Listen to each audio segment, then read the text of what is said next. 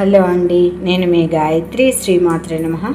చూస్తున్నారు కదా, కూరగాయలన్నీ కడగటానికి పెట్టుకున్నాను. ఇవి అన్నీ మా దగ్గర ఉన్నవన్నీ వేసుకున్నా. ఇంకా ఆలుగడ్డ కూడా కట్ చేస్తాను, ఎందుకంటే వెజిటబుల్ రైస్ చేసుకుందామని. ఇదిగోండి, క్యాబేజీ కూడా వేస్తున్నాను.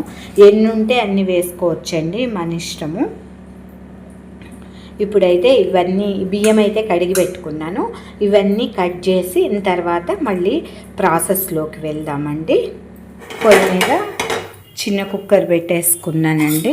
నెయ్యి వేసుకుంటున్నాను. ఇట్లా వెజిటబుల్ రైస్లో అవి చేసినప్పుడు చూడండి, నెయ్యి మనకి కావాల్సినంత వేసుకోవచ్చు. బట్ నేను సరిపడా కొంచెం వేసుకున్నాను, మరీ ఎక్కువగా పోయట్లేదు.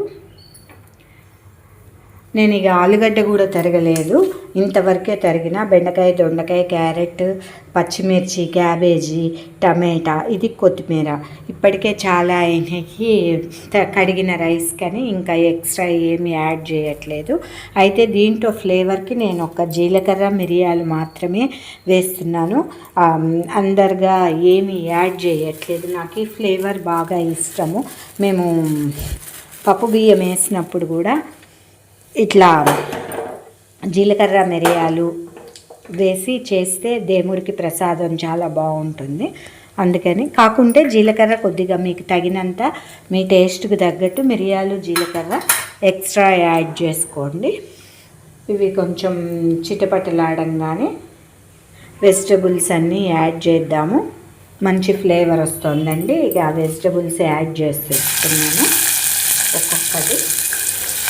మనం దీంట్లో పులుపు కూడా నేను ఏమి యాడ్ చేయట్లేదు. అవసరమైతే పైనుంచి లెమన్ కొంచెం పిండుకొని తినచ్చు.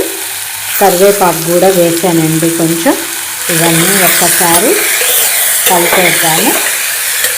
నేను ఆనియన్ కూడా వేయలేదు, మీరు గమనించారో లేదో, కావాలనే వేయలేదు. ఇట్లా చేసుకుంటే దేవుని నైవేద్యానికి కూడా మేము ఉల్లిపాయ ఏమీ నైవేద్యంలో యూజ్ చేయము. ఇట్లయితే దేవుని నైవేద్యానికి కూడా పెట్టుకోవచ్చండి. ఇప్పుడు దీంట్లో వాటర్ పోసేసుకుంటున్నానండి. ఎట్లాగూ రైస్తో పాటు ఉడుకుతాయి కాబట్టి విడిగా ఎక్కువసేపు ఉడికించక్కర్లేదు. అట్లనే బియ్యం కడిగాం కదా, ఈ బియ్యం కడిగిన ఎక్సెస్ వాటర్ కూడా దీంట్లో పోసేసుకుంటే మనకి సరిపోతుంది. మనం ఎంత సాఫ్ట్గా కావాలనుకుంటున్నామో దాన్ని బట్టి వాటర్ యాడ్ చేసుకోవాలండి. నాకైతే మీడియం కన్సిస్టెన్సీ ఉండాలండి. మరీ ఎక్కువ ఇట్లా ముద్దగా బాగా పాకినట్టు కావక్కర్లేదు, అట్లానే పొడిగా కూడా తినలేము. మీడియంగా చేద్దామని పోసాను. అట్లనే దీంట్లో కొద్దిగా చిటికెడు పసుపు యాడ్ చేసుకుంటున్నాను. ఇప్పుడు ఇవి బాయిల్ అయ్యేదాకా వెయిట్ చేసి రైస్ వేసుకోవచ్చు. ఇప్పుడు దీంట్లో తగినంత సాల్ట్ వేసుకుంటున్నామండి. మన టేస్ట్కి తగ్గట్టు చూసి వేసుకోవాలి. తెరులుతున్నాయి కదా, అట్లనే ఈ రైస్ కూడా దీంట్లో వేసేస్తున్నాను. నా వీడియోలు మీకు నచ్చినట్టయితే please like, share, comment, please subscribe. పక్కనే బెల్ ఐకాన్ ఉంటుంది, ప్రెస్ చేస్తే ఎప్పటికప్పుడు నా వీడియోలు మీకు నోటిఫికేషన్స్ రూపంలో అందుతాయి. ఇది కొంచెం ఉడికినాక పెడతానండి, ఎందుకంటే నిండుగా ఉంది కాబట్టి.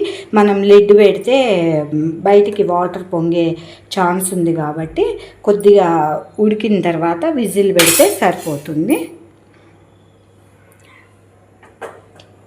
ఇది మీకు ఎలా అనిపించిందో నాకు కామెంట్ చేయండి. మీరు ఎప్పుడైనా ఇలా చేశారా? నేను ఈ వెజిటబుల్ ఆ వెజిటబుల్ అని లేకుండా అన్ని వెజిటబుల్స్ ఉన్నవన్నీ వేసేసి చేస్తున్నాను. ఇది ఇట్లా దగ్గర పడ్డదండి, అందుకని నేను ఇప్పుడు లిడ్ పెడుతున్నాను. ఇది లిడ్ పెట్టేశానండి. దీని మీద విజిల్ పెడుతున్నాను.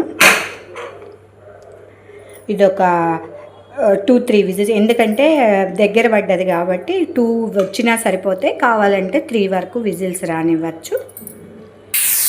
విజిల్స్ అయిపోయినాయండి. 2 విజిల్స్కి బంద్ చేస్తున్నాను నేను. పూర్తిగా చల్లారిన తర్వాత తీసి చూద్దాము. ఇది విజిల్ తీసేసానండి. కుక్కర్ ఓపెన్ చేద్దాము. వావ్, చూసారు కదా,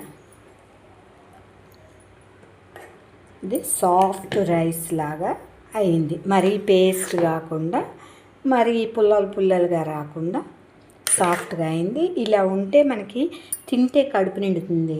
ఆ పేస్ట్ లాగా అయ్యేది ఏంటంటే కొంచెం తినగానే కడుపు నిండుతుంది, మళ్ళీ ఆకలి వేస్తుంది.